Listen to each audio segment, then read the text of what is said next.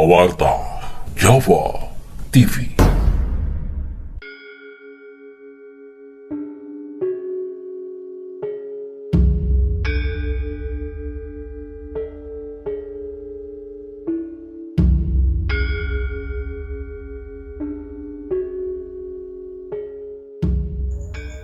Mas Karebet atau Joko Tingkir menjadi adipati Pajang sesudah menikahi putri Sultan Tranggono yang bernama Ratu Mas Cempaka. Sepeninggal Sunan Prawoto, Joko Tingkir yang mendapatkan restu dari Sunan Giri menobatkan diri sebagai raja di Pajang bergelar Sultan Hadiwijoyo. Di dalam babat Tanah Jawa, nama Mas Karebet telah disebutkan sebagai putra Ki Ageng Pengging. Sewaktu Mas Karebet berusia 10 tahun, Ki Ageng Pengging yang didakwa memberontak pada Kesultanan Demak Bintoro itu mendapatkan hukuman mati. Tak lama kemudian, Nyi Ageng Pengging juga meninggal. Sesudah kedua orang tuanya meninggal, Mas Karebet diasuh oleh Nyi Ageng Tingkir. Karena tinggal di desa Tingkir, Mas Karebet kemudian dikenal dengan nama Joko Tingkir. Maksudnya pemuda dari desa Tingkir. Di saat berusia dewasa, Joko Tingkir ingin meninggalkan desa Tingkir untuk menggali ilmu lahir dan ilmu batin. Karenanya, sesudah mendapatkan restu dari Nyai Ageng, Joko Tingkir pergi ke Selo. Di desa Selo, Joko Tingkir berguru pada Ki Ageng Selo.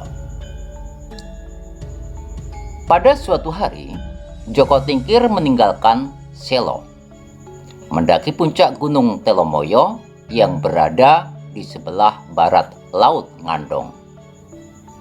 Sewaktu tinggal sebulan di rumah Ki Hajar Adiroso, Joko Tingkir bermimpi kejatuhan rembulan. Mimpi itu diceritakan pada Ki Ageng Selo. Maka jawab Ki Ageng Selo, Kelak kau akan mendapatkan derajat dan pangkat yang tinggi. oleh Ki Ageng Selo, Joko Tingkir yang disarankan untuk mengabdi pada Kesultanan Demak itu diminta kembali ke desa Tingkir untuk memohon restu pada Nyi Ageng Tingkir. Nyi Ageng memberi restu asal Joko Tingkir menggarap tanaman padi gogo terlebih dahulu. Saat menggarap tanaman padi gogo di sawah, Joko Tingkir bertemu dengan Sunan Kalijogo yang baru pulang dari Pamantingan atau Pantai Parangtritis. Kepada Joko Tingkir, Sunan Kalijogo menyarankan agar ia mengabdi ke Kesultanan Demak. Pertemuan dengan Sunan Kalijogo dan sarannya diceritakan oleh Joko Tingkir kepada Nyi Ageng.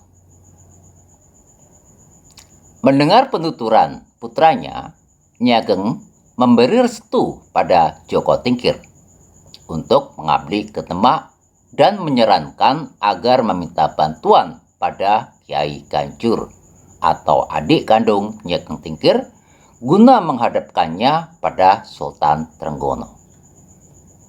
Dengan tekad yang bulat, Joko Tingkir pergi ke Demak.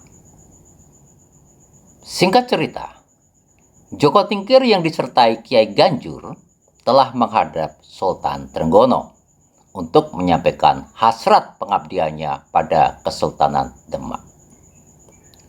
Sultan Trenggono menerima pengabdian Joko Tingkir yang dapat melompati kolam dengan tetap menghadapnya.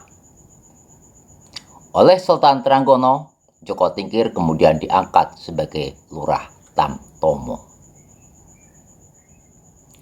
Suatu hari, Kesultanan Demak tengah menerima pendaftaran Tamtomo.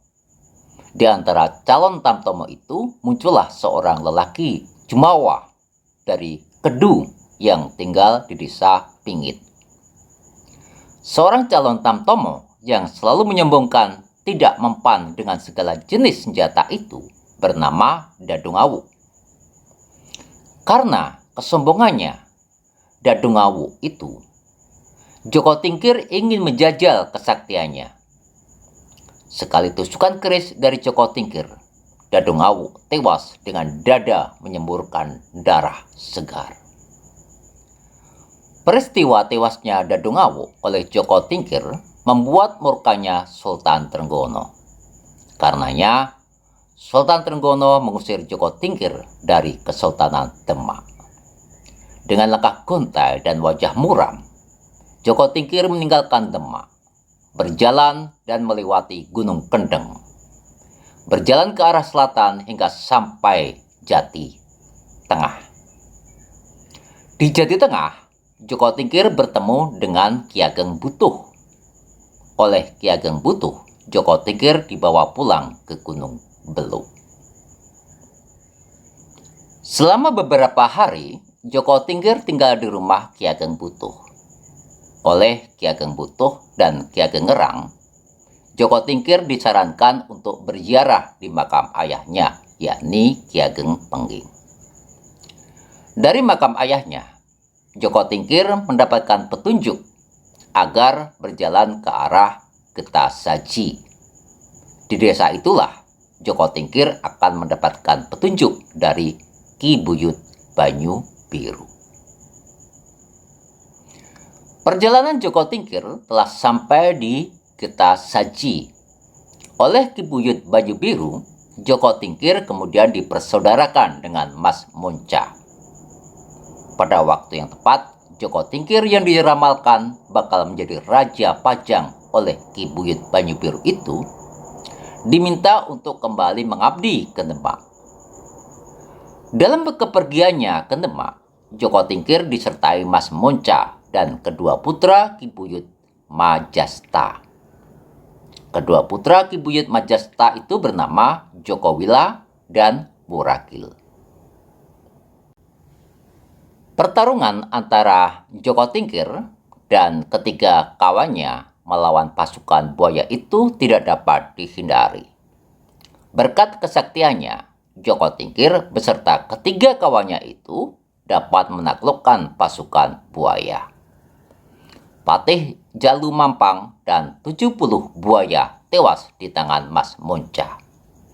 Baurekso dan 40 buaya yang kalah perang itu kemudian mengantarkan Joko Tingkir beserta ketiga kawannya ke daratan. Dari tepian Kedung Srengenge, rombongan Joko Tingkir berjalan ke arah Desa Butuh. Dari desa itu, mereka menuju Dusun Bulu. Dari Bulu, Joko Tingkir, Mas Monca, dan Jakawila dan Murakil berjalan ke arah Majenang. Dari Majenang, mereka bergerak ke arah Grobogan, tempat yang berdekatan dengan pesanggrahan Sultan Trenggono di Gunung Prawoto. Di sebuah hutan, Joko Tingkir kemudian mencari kerbau danu. Sesudah mendapatkannya, Joko Tingkir memasukkan tanah berisi jambi-jambi yang diberikan oleh Ki Buyut Banyu Biru ke mulut kerbau itu. Seketika, kerbau yang menjadi gila itu bergerak ke pesanggrahan Prawoto dan mengamuk bagai banteng ketaton. Pesanggrahan Prawoto seketika menjadi porak-poranda. Orang-orang yang tinggal di sekitarnya berlari tunggang-langgang untuk mencari selamat. Para prajurit yang sakti mandraguna kewalahan saat menghadapi amukan kerbau danu. Banyak sudah orang yang menjadi korban dan terluka. Menyaksikan kelebat Joko Tingkir, Sultan Trenggono segera meminta bantuannya untuk meredam amukan kerbau danu itu. Bila Joko Tingkir dapat menaklukkan kerbau itu, Sultan Trenggono akan mengampuni kesalahannya Tanpa berpikir panjang, Joko Tingkir mengambil tindakan, membunuh kerbau itu hanya dengan satu pukulan. Berkat jasanya itu, Joko Tingkir kembali diangkat oleh Sultan Trenggono sebagai kepala Tamtomo.